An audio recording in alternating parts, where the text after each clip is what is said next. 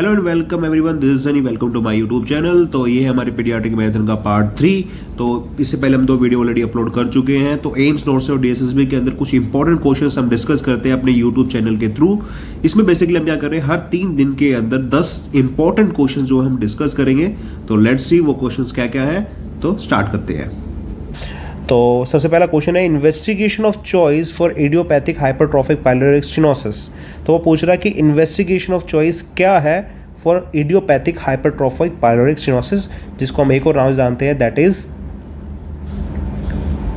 Pyloric stenosis. अब ये देखो, इडियोपैथिक मतलब अननोन कॉज, जिसका कोई कॉज नहीं पता, हाइपरट्रॉफिक। ठीक है, तो बेसिकली इसके अंदर क्या है कि जो हमारे स्टमक होते हैं उसमें टोटल 4 लेयर होती हैं। एक होती है हमारी इनर मोस्ट लेयर, जहाँ पर आपको रगाई दिखाई दे रही है, इसको बोलते हैं मिकोजा। उसके ऊपर आती है हमारी सब मिकोजा। तब आती है हमारी मसल्स। मसल्स में हमारी 3 तरह की मसल्स होती हैं, ऑब्लिक, सर्कुलर और लॉन्गिट्यूडनल। इस कंडीशन के अंदर ये जो सर्कुलर मसल्स है ये हाइपरट्रॉफाइड हो जाती है। क्या हो जाती है? हाइपरट्रॉफाइड। हाइपरट्रॉफाइड का मतलब क्या होता है? जिसके अंदर साइज जो होता है मसल्स का वो इंक्रीज हो जाए। जैसे मान लो ये एक सेल है और ये सेल इतना बड़ा हो जाए, तो इसको क्या बोलते हैं हम? हाइपरट्रॉफाइड। तो इसके अंदर बेसिकली क्या है, ये सर्कुलर मसल्स ओवर ग्रो हो जाती है और बेसिकली होती है आपकी इस रीजन पर। कौन से? पाइलोरस रीजन पर। ठीक है, तो इसलिए इसको बोला जाता है अननोन कॉज की वजह से, किसी कॉज की वजह से हाइपरट्रॉफाइड होना, जिसकी वजह से पाइलोरिक मतलब पाइलोरस क्या हो गया? अगर ये सर्कुलर मसल्स ओवर ग्रो हो जाएंगी, ये बढ़ जाएंगी, तो यहाँ से जो रास्ता जा रहा होगा ये रास्ता क्या हो जाएगा? नैरो हो जाएगा। ठीक है, तो पाइलोरिक स्टेनोसिस का मतलब होता है नैरोइंग होना। तो इस कंडीशन के अंदर क्या होगा बेसिकली, तो ये एरिया नैरो हो जाएगा, जिसकी वजह से यहाँ से जो फूड जो भी मिल्क वगैरह, क्योंकि बच्चा तो न्यूबॉर्न में भी मिल्क कंज्यूम करेगा, तो वो थोड़ा थोड़ा करके आगे जाएगा और धीरे धीरे ये बढ़ने लग जाएगा। तो यहाँ पर जो हमारी कार्डियक स्फिंक्टर्स है उनको इरिटेट करेगा, और ये वैसी क्या होती है? वेल डेवलप्ड नहीं होती, अंडर डेवलप्ड होती है। तो ये ओपन हो जाएगी और सारा का सारा फूड कंटेंट यहाँ से बाहर, माउथ से बाहर जाएगा। अब ये जाएगा काफ़ी दूर तक, जिसको बोलते हैं हम प्रोजेक्टाइल वॉमिटिंग। प्रोजेक्टाइल वॉमिटिंग क्यों? क्योंकि हमें पता मिल्क क्या है? गैसियस है। मिल्क क्या है? गैसियस है, और यहाँ पर बहुत सारा मिल्क जब बढ़ जाएगा तो प्रेशर भी बढ़ जाएगा, और प्रेशर बढ़ेगा तो जो वॉमिट होगी वो काफ़ी फोर्सफुली बाहर जाएगी। फोर्सफुली मतलब काफ़ी दूर जाएगी, और काफ़ी दूर जो चीज़ आती है उसको बोलते हैं हम प्रोजेक्टाइल, मतलब दूर जाना। और प्रोजेक्टाइल क्या होगी? वॉमिटिंग।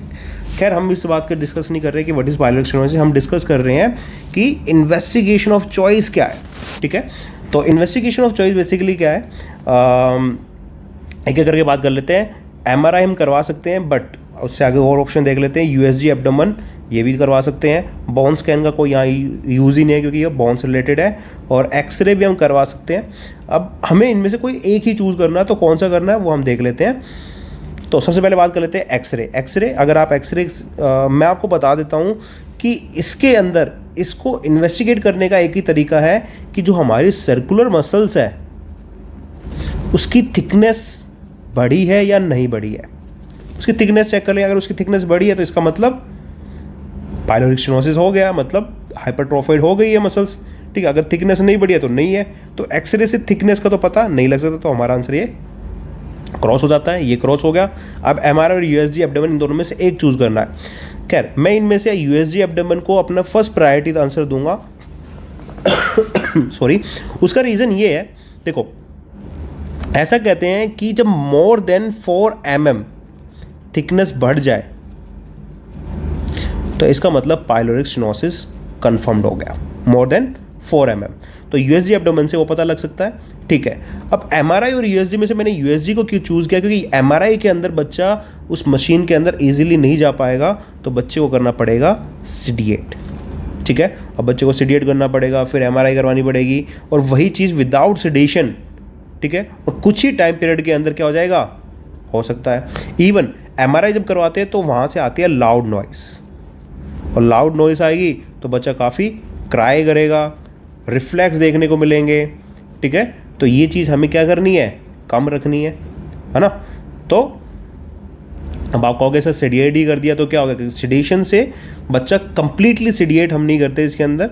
ठीक है, बट फिर भी ये चीज़ हमें देखने को मिल सकती है, वीक क्राई देखने को मिल सकता है, हल्का फुल्का रिफ्लेक्स देखने को मिल सकता है। अब वही चीज़ हमें यूएसजी से देखने को मिल रही है, तो हम क्यों एमआरआई करवाएंगे, तो इसलिए यूएसजी एब्डोमेन हमारा राइट आंसर हो गया। ठीक है, तो अब नेक्स्ट क्वेश्चन की तरफ बढ़ते हैं। नेक्स्ट क्वेश्चन है, infant of diabetic mother with weight 3.8 kg present with seizures after 16 hours of the birth, what is the most probably cause. मैं आपको बता दूं कि सीजर का जो मोस्ट कॉमन कॉज होता है वो होता है बर्थ एस्फिक्सिया। अगर बर्थ एस्फिक्सिया, अगर मैं इसको थोड़ा सा और, बर्थ एस्फिक्सिया मतलब क्या होता है, बच्चा ब्रीथ ही नहीं कर पा रहा, that means cessation of the breath, बच्चे की ब्रेथ क्या है, नहीं है। और इस बर्थ एस्फिक्सिया की वजह से दो तरह के फीचर्स आते हैं, एक तो सिस्टमिक और एक होता है न्यूरोलॉजिकल। और न्यूरोलॉजिकल में जो मोस्ट इंपॉर्टेंट है वो है आपका HIE, that is hypoxic ischemic encephalopathy. तो HIE जो है वो हमारा मोस्ट इंपॉर्टेंट कॉज है, मतलब मोस्ट इंपॉर्टेंट कॉज किसका है, सीजर्स का। ये हमारी फर्स्ट प्रायोरिटी है। ठीक है, अब आप यहाँ देखो ऑप्शन में बर्थ एस्फिक्सिया दे रखा है, तो हमारा आंसर ये होना चाहिए, बट ये आंसर नहीं है। उसका रीज़न क्या है मैं आपको बताता हूँ कि जब भी HIE होगा तो with in 12 hours of life बच्चे के अंदर सीजर्स आ जाएंगे। बट यहां देखो, यहां क्या लिखा हुआ है, presented with seizures after 16 hours, 16 घंटे बाद। तो इसका मतलब ये कंडीशन नहीं है।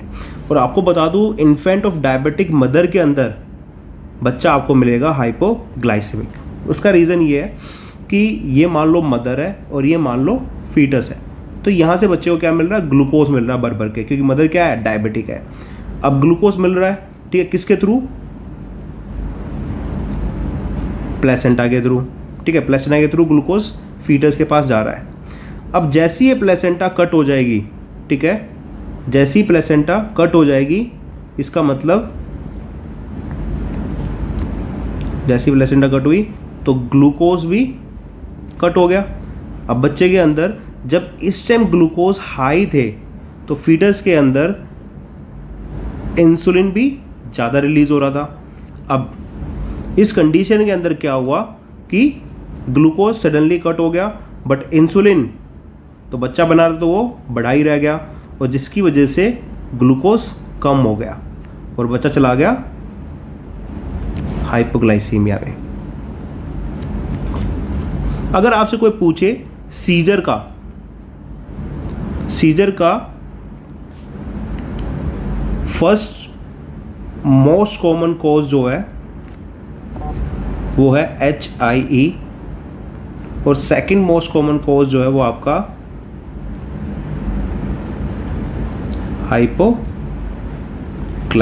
और हाइपोग्लाइसीमिया इस कंडीशन के अंदर होगा क्योंकि मदर क्या है, डायबिटिक है। ठीक है, तो हाइपोग्लाइसीमिया हम इसको आंसर मान लेते हैं। हाइपरकैल्सीमिया देखने को नहीं मिलता, बल्कि इन्फेंट विद डायबिटिक मदर में आपको हाइपोकैल्सीमिया देखने को मिलता है। ठीक है, इंट्रावेंट्रिकल हेमरेज ये मतलब बर्थ इंजरी का है, तो ये भी इसके अंदर हमें देखने को नहीं मिलता।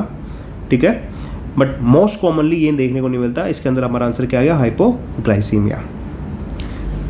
नेक्स्ट है best screening test to evaluate hearing in a neonate. तो एक है pure tone audiometry, stapedial reflex, otoacoustic emissions, brainstem evoked audiometry response. ठीक है, सभी डिस्कस कर लेते हैं। सबसे पहले आता है ये वाला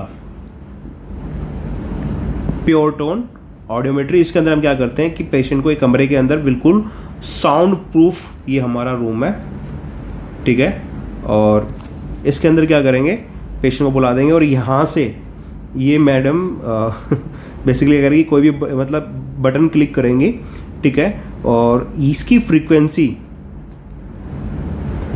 हायर टू लोअर होती चली जाएगी। ठीक है, तो ये जैसे ही वो किसी हायर फ्रीक्वेंसी पर जैसे ही वो क्लिक करेंगी तो अगर उसको इस आवाज़ आएगी यहाँ से, ठीक है, तो वो इस बटन को क्लिक करेगा, ठीक है, और धीरे धीरे हम इस फ्रीक्वेंसी को कम करते जाएंगे, मतलब वॉइस को कम करते जाएंगे जहाँ तक उसको सुनाई देगा, ठीक है, लास्ट जहाँ तक उसको सुनाई देगा, तो इसका मतलब वो पर्सन वहाँ तक ही सुन सकता है, उस फ्रीक्वेंसी तक ही क्या वो सुन सकता है। तो इसको बोलते हैं हम, इसका मतलब जैसे जैसे फ्रीक्वेंसी कम होगी और जैसे जैसे वो बटन दबाता रहेगा और वो एक्यूरेट दबाता रहेगा तो वो उसकी लास्ट फ्रीक्वेंसी होगी उस एट द लोअर साइड, मतलब वहाँ तक वो पर्सन सुन सकता है उतना लेस वॉइस के अंदर, ठीक है। बट हम बात कर रहे हैं best screening for neonate, neonate ये चीज़ तो नहीं कर सकता, तो ये आंसर हो गया हमारा क्रॉस। नेक्स्ट है स्टैप्डियल रिफ्लेक्स। स्टैप्डियल रिफ्लेक्स क्या होता है कि हम क्या करते हैं कि कुछ ये जो हमारे स्टैप्डियस मसल्स हैं, ठीक है, ये लाउड वॉइस से कॉन्ट्रैक्ट होती है या नहीं, ठीक है, तो इसको बोलते हैं हम स्टैप्डियल रिफ्लेक्स। बट ये इवेल्युएट नहीं कर पाएगा बच्चे की हियरिंग को, ठीक है। अगर वो भी करेगी, अगर बच्चे को कोई न्यूरोपैथिकल या फिर कुछ और इशू होगा, ठीक है, तो तब भी ये कॉन्ट्रैक्ट तो होंगी, बट ये हमें ये नहीं बता पाएंगी कि बच्चे की हियरिंग है या नहीं, ठीक है। जैसे ही लाउड वॉइस की तो ये कॉन्ट्रैक्ट हो जाएंगी, बट हियरिंग के लिए ये न्यूरोपैथी, मतलब जो न्यूरोलॉजिकल कनेक्शन है between the brain and the year, वो परसिस्ट है या नहीं, वो ये चीज़ नहीं बता सकती, ठीक है। तो ये भी हमारा आंसर नहीं हुआ। नेक्स्ट, अब ये दो इंपॉर्टेंट टेस्ट हम करते हैं जो कि दोनों काफ़ी इंपॉर्टेंट है, बट इनमें से हमें एक प्रायोरिटी निकालनी है। मैं आपको दोनों बता देता हूँ। ये है हमारा OE, OE is the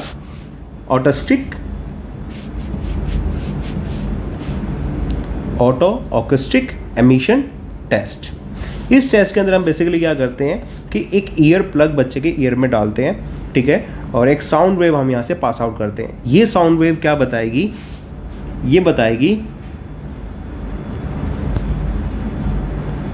cochlear status, ठीक है, कि कॉक्लियर तक मतलब ये फंक्शनल है या नहीं, उसके मतलब इस साउंड वेव्स के अगेंस्ट वो कॉक्लियर नर्व्स रिस्पॉन्स कर रही है या नहीं कर रही है, मतलब वहाँ के हियर सेल्स, ठीक है।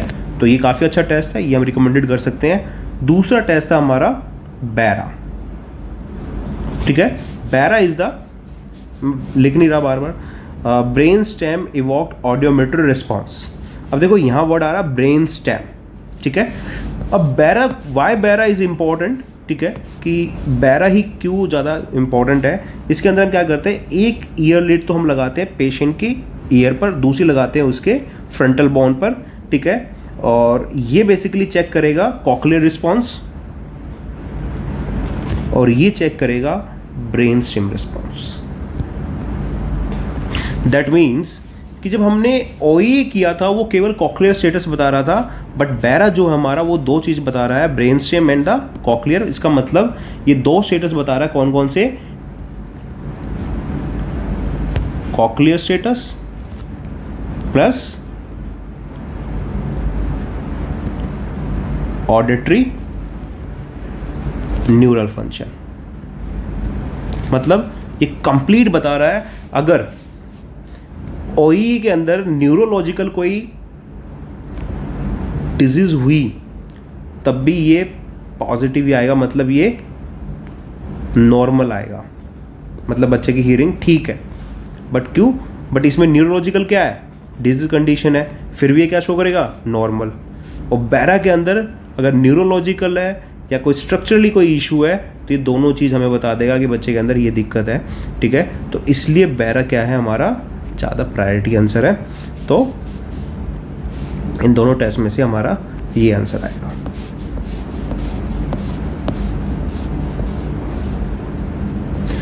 नेक्स्ट है physiological jaundice in term baby subside by. Physiological jaundice जो होता है हमारा 2nd to 3rd day appear होता देखने को मिलता है, ठीक है, और 4th to 5th डे ये पीक पर होता है, मतलब इस टाइम वैल्यू ज़्यादा होती है, और 7 to 10th डे ये डिसअपियर हो जाता है, और मोस्ट प्रोबेबली जो इसका आंसर है वो है 10th डे, 10वें दिन ये डिसअपियर हो जाता है। तो 5th day cross, 6th day cross. अब 7 भी है इसके अंदर और 8 भी है, तो हम 10 है नहीं तो इस वैल्यू को हम हायर लेकर चलेंगे, तो आंसर हमारा 8th डे आ जाएगा। नेक्स्ट है most common cause of neonatal sepsis in India. अब इस पर मैं आपको बता देता हूँ, अगर आपसे कोई क्वेश्चन पूछे, ध्यान देना यहाँ पर, अगर आपसे पूछे most common cause of neonatal sepsis world wide, तो आपका आंसर होगा ग्रुप बीटा स्ट्रेप्टोकोकस, या फिर इसी को एक और नाम से जानते हैं हम स्ट्रेप्टोकोकाई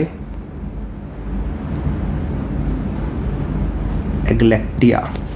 ठीक है, अगर आपसे पूछे ये वर्ल्ड वाइड, अगर आपसे पूछे most common cause of neonatal sepsis in India, अगर वो इंडिया की पूछे, ठीक है, तो आपका आंसर होगा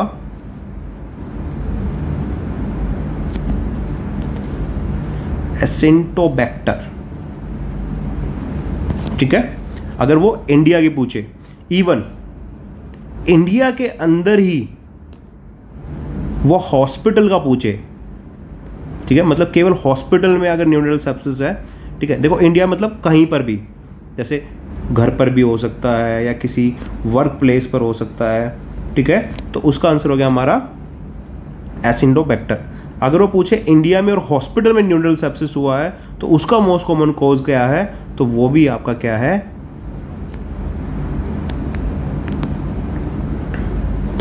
एसिंटोबैक्टर। और अगर वो आपसे पूछे कि most common cause of neonatal sepsis, ठीक है, और वर्ल्ड वाइड, और पूछ ले हॉस्पिटल का, देखो हमने ये बात की यहां पर कि वर्ल्ड वाइड अगर पूछे तो हमारा ग्रुप बीटा या फिर ये आंसर आ गया। अगर वो वर्ल्ड वाइड में हॉस्पिटल का पूछे, जैसे हमारा इंडिया के अंदर हॉस्पिटल का पूछा तो एसिंटोबैक्टर आ गया, अगर इसका पूछे तो वो होगा हमारा ई कोलाई। ठीक है, हाँ एक चीज और मैं आपको बताता हूं, अगर आपको ऑप्शन में इंडिया के अंदर एसिंटोबैक्टर नहीं मिलता है, तो आपका प्रायोरिटी आंसर होगा क्लैप्सिला, तो आपका आंसर ये आ जाएगा।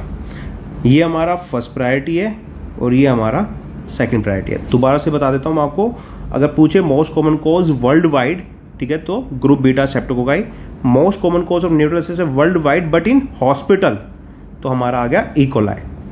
अगर आपसे पूछे most common neonatal sepsis in India, तो एसिंटोबैक्टर। अगर हॉस्पिटल का ही पूछ रहा तो एसिंटोबैक्टर। अगर इंडिया से कोई भी क्वेश्चन आता है, चाहे उसमें हॉस्पिटल लिखा हो या नहीं लिखा हो, तो आपका आंसर एसिंटोबैक्टर आ जाएगा। अगर ऑप्शन में एसिंटोबैक्टर नहीं मिलता तो क्लैप्सिला आ जाएगा। क्लियर? अब एक ये आप इमेज देख सकते हो, what is the abnormally shown in the hairs of child with severe malnutrition. जब सीवियर मालन्यूट्रिशन होता है तो इसका मतलब ये है कि पर्सन के अंदर प्रोटीन की डेफिशिएंसी और कैलोरी की डेफिशिएंसी होगी, तो उसको बोले हम सीवियर मालन्यूट्रिशन।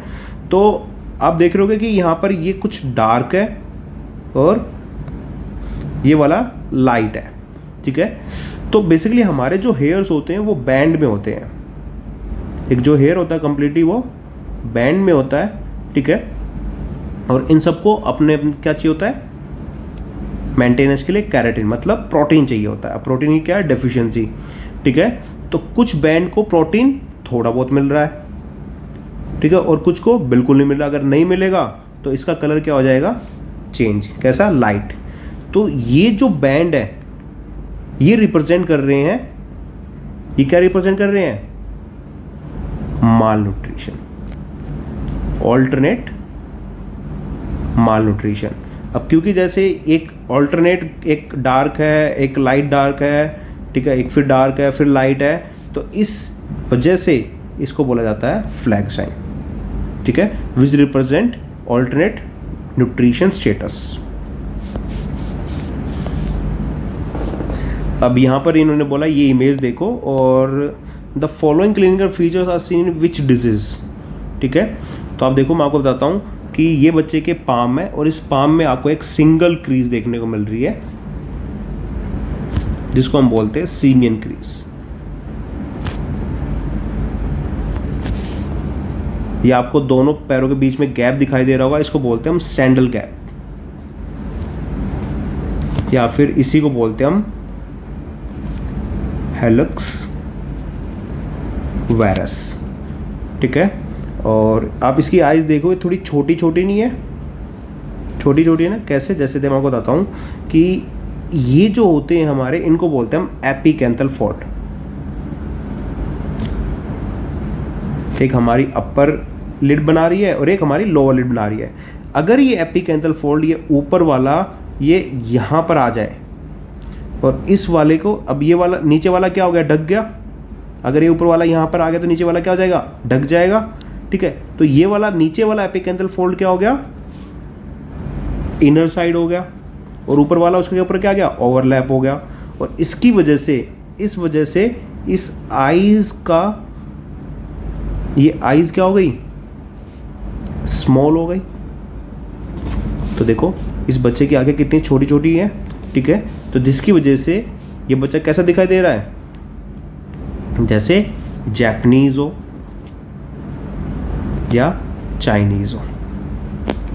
और ये जो फीचर्स हैं, ये फीचर्स हमें देखने को मिलते हैं डाउन सिंड्रोम के अंदर। अब यहाँ पर ऑप्शन है टर्नर सिंड्रोम। टर्नर सिंड्रोम का मतलब होता है जिसके अंदर केवल एक ही एक्स प्रेजेंट हो, मतलब एक्स नॉट हो। ठीक है, इसका मतलब टोटल क्रोमोसोम इसके अंदर होते हैं 45।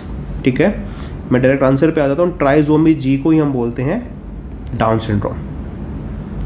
ठीक है, या फिर trisomy 21। What is the mode of heating in this equipment. तो इस इक्विपमेंट के अंदर मोड ऑफ हीटिंग जो है, इसको बोलते हैं हम इंक्यूबेटर। दिस इज इंक्यूबेटर, जो बेसिकली यूज होता है इन अ प्रीटर्म बेबीज जिनके अंदर ब्राउन एडिपोज टिश्यू क्या होते हैं, कम होते हैं। तो इसके अंदर क्या होती है, जो एयर होती है वो ऐसे सर्कुलेट होती है अंदर ही। ठीक है, तो सर्कुलेटरी एयर जो होती है उसको बोलते हैं हम कन्वेक्शन। ठीक है, कंडक्शन का मतलब जैसे ये एक वॉल है, इस वॉल, ये वॉल वार्म है, तो अगर हम इसके पास इसको छूते हैं तो हम भी वार्म होते हैं, दैट इज कंडक्शन। रेडिएशन का मतलब ऐसे हीट रेडिएट हो, जैसे हमारा रेडिएंट वार्मर होता है। तो इसका आंसर आ गया हमारा अंदर कन्वेक्शन। नेक्स्ट है erythematous blotchy rash in seen on the abdomen trunk face of the 3 days of old child along with yellowish papules, however the child feels well, what is the management। तो बच्चा बिल्कुल ठीक है। ठीक है, yellowish papules देखने को मिल रहे हैं अर्थमेटस ब्लॉच, जो कि बेसिकली एब्डोमेन, ट्रंक और फेस पर देखने को मिल रहे हैं। अगर बच्चे के फेस पर और एब्डोमेन या फिर ट्रंकल पार्ट पर आपको कब 1 to 3 days ऑफ लाइव देखने को मिले, ठीक है, तो ये जो लीजन्स होते हैं इनको बोला जाता है अर्थमेटस ब्लॉची रैश। और ये जो आपको पैप्यूल्स दिखाई दे रहे हैं ना, ये ठीक है, ये आपको वाइट पोर्शन, येलोइश पोर्शन दिखाई दे रहे हैं, ये फिल्ड होते हैं विद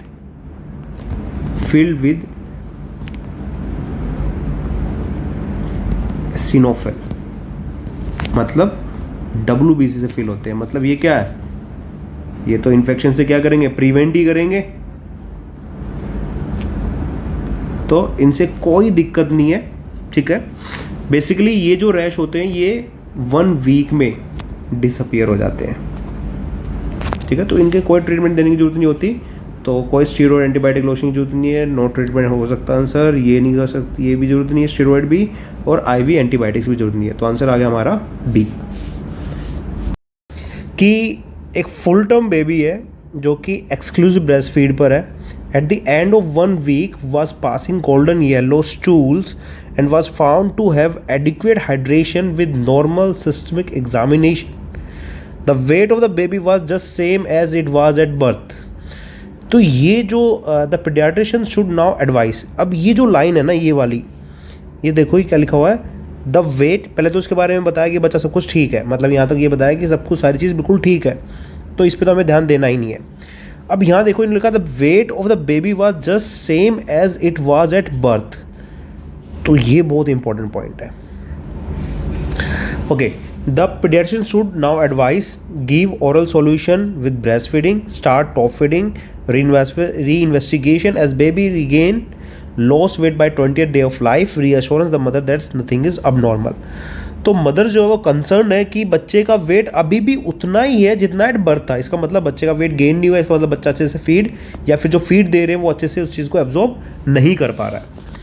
तो हमें क्या बताना है मदर को, हमें ये बताना है कि देखो बच्चा जो होता है, एक न्यूबॉर्न बेबी जो होता है, वो फर्स्ट 7 डेज वेट लॉस करता है, मतलब पहले 7 दिन वो वेट लॉस करता है, कितना, 10% ऑफ बर्थ वेट, मतलब बर्थ पे जितना भी वेट होगा उसका 10% लॉस करवाओ। जैसे एग्जांपल में मान लेते हैं कि बच्चे का बर्थ वेट था 300 ग्राम, मतलब 3 किलो का बच्चा था, तो तकरीबन 300 ग्राम बच्चा क्या करेगा, वेट लॉस करेगा। क्लियर? ओके, हमने मदर को पहले ये चीज़ बता दी। अब मदर कहेगी कि ठीक है 300 ग्राम बच्चे का 7 दिन के अंदर लॉस हो गया, आज 7 दिन या 8 दिन या फिर 9 दिन हो गए हैं, तो बच्चे का वेट सेम कैसे, मतलब बच्चे ने इतना वेट लॉस भी कर लिया और इतना ही क्या कर लिया होगा, गेन भी कर लिया होगा। हमें मदर को ये बताना है कि देखो एक न्यूबॉर्न बेबी, जो एक हेल्दी न्यूबॉर्न बेबी होते हैं, वो एक दिन के अंदर 30 ग्राम वेट गेन करते हैं, मतलब बच्चा हर एक दिन 30 ग्राम वेट गेन करेगा अगर वो अच्छे से फीड ले रहा है तो, ठीक है। तो 30 ग्राम मतलब अब हमें क्या करना है, पहले 1 से 7 दिन का अगर मैं निकालूं टोटल वेट गेन, तो 30 × 7 कर दूंगा, तकरीबन कितना गया, 210 ग्राम। ये क्या हो गया, बच्चे ने गेन किया पहले 7 दिन, क्योंकि बच्चा क्या कर रहा था, बच्चा 30 ग्राम पर डे वेट गेन कर रहा था। तो टोटल वेट गेन कितना किया पहले 7 दिन में, 210 ग्राम। देखो वेट गेन कितना किया, 210 ग्राम, और वेट लॉस कितना किया, 300 ग्राम। अब इन दोनों के अंदर 90 ग्राम का फर्क है, जो कि ज़्यादा नहीं है। तो weight of the baby was just same, मतलब उस जितना ही है as it was at birth, जितना बर्थ पे था उतना ही बच्चे का क्या आ गया वेट, मतलब just same as it was at birth. तो पीडियाट्रिशियन क्या एडवाइस करेंगे कि वो give oral solution with breast feeding, मतलब एडिशनल फीड दो ताकि बच्चे का वेट गेन और ज़्यादा हो, ठीक है। ये जो वेट लॉस हुआ ना, इसको हम फिजियोलॉजिकल वेट लॉस बोलते हैं। फिजियोलॉजिकल वेट लॉस मतलब, फिजियोलॉजिकल वेट लॉस वो होता है जब बच्चा बर्थ लेता है तो उसके बाद वो स्टूल पास करता है, यूरिन पास करता है, ठीक है, सेलुलर चेंज होता है, मतलब जो फ्लूइड इंट्रा सेलुलर में होता है, ठीक है, वो एक्स्ट्रा सेलुलर में चला जाता है कुछ अमाउंट ऑफ फ्लूइड, जिसकी वजह से जो वेट होता है वो तकरीबन 10% कम हो जाता है, क्योंकि बच्चा स्टूल पास करेगा, यूरिन पास करेगा, फ्लूइड एक्सचेंज होगा, उसके पास फर्निक्स कैसियोजा होगा, वो हट जाएगी, ठीक है। तो वो बच्चा क्या करेगा, 10% वेट लॉस करते हैं। इसको बोलते हैं फिजियोलॉजिकल वेट लॉस, मतलब ये नॉर्मल हर बच्चे के अंदर होता है, ऐसा नहीं केवल इसी के अंदर है, ठीक है। तो अ paediatrician should now advice breast feeding with feed, तो वेट गेन करने के लिए, तो ये फिजियोलॉजिकल लॉस है, तो इसमें बच्चा वेट नॉर्मली गेन कर रहा है कितना, 30 ग्राम, जो कि हर बच्चा करता है, तो ये चीज़ हम नहीं करेंगे क्योंकि हम बच्चे को केवल एक्सक्लूसिव ब्रेस्ट फीड करवाएंगे। स्टार्ट टॉप फीडिंग, ठीक है, अगर बच्चा यहाँ पर देखो लिखा हुआ बच्चा एक्सक्लूसिव ब्रेस्ट फीड पर है, तो टॉप फीड करवाने की जरूरत है नहीं, ठीक है, बच्चा अच्छे से फीड कर रहा है, और even passing golden yellow stool तभी पास करेगा जब बच्चा अच्छे से फीड कर रहा होता है तब, और एडिक्वेट हाइड्रेशन भी है, ठीक है। तो ये भी क्रॉस हो गया। Re investigation as baby regain loss weight by 20th day of life. Okay, अब जरा इसका मतलब समझना। 20वें दिन मैंने आपको बताया कि फर्स्ट 7 डेज में बच्चा कितना लॉस करता है, 300 ग्राम, दैट मीन्स 10% ऑफ वेट। मतलब हमने बच्चे का वेट कितना लिया था, बच्चे का वेट था 300 ग्राम, तो पहले 7 दिन में 300 ग्राम वेट लॉस करेगा, ये हो गया लॉस। और गेन कितना करेगा, गेन वो करता है 30 ग्राम पर डे। अब 30 ग्राम पर डे हम किसकी बात करें, पहले 7 दिन की, तो 30 इंटू 7, तो गेन कितना हो गया 210 ग्राम। ठीक है, अब अगर मैं इसमें +3 डेज और कर दूं, मतलब अगर 10वें दिन हम चेक करें बच्चे का वेट, तो कितना होगा 30 इंटू 10 कितना 300 ग्राम, इतना क्या करेगा गेन। और लॉस कितना था, लॉस था हमारा 300 ग्राम, तो इतना गेन और इतना लॉस तो इक्वल हो गया। तो इसका मतलब ये हुआ कि बच्चा by 10th day of life baby gain 10% weight loss. तो 10% वेट लॉस कब गेन हो जाएगा, by the 10th day of life. और यहाँ क्या लिखा हुआ है 20th day of life. 20th day में तो और ज़्यादा बढ़ जाएगा वेट, है ना। अगर इसमें 10 और डेज ऐड करूँ तो इसका मतलब मैं 300 ग्राम और ऐड करूँगा वेट, तो 600 ग्राम हो जाएगा। और लॉस कितना हुआ था 300, तो ये तो इसका आंसर नहीं हुआ, तो ये भी हमारा क्रॉस हो गया। Reassurance the mother that nothing is abnormal, तो कुछ भी अबनॉर्मल नहीं है, ये कंडीशन क्या है, नॉर्मल है, फिजियोलॉजिकल लॉस है। अब बच्चा धीरे धीरे वेट गिरना स्टार्ट कर देगा। So this is all about today. So thank you so much, thank you all, bye bye.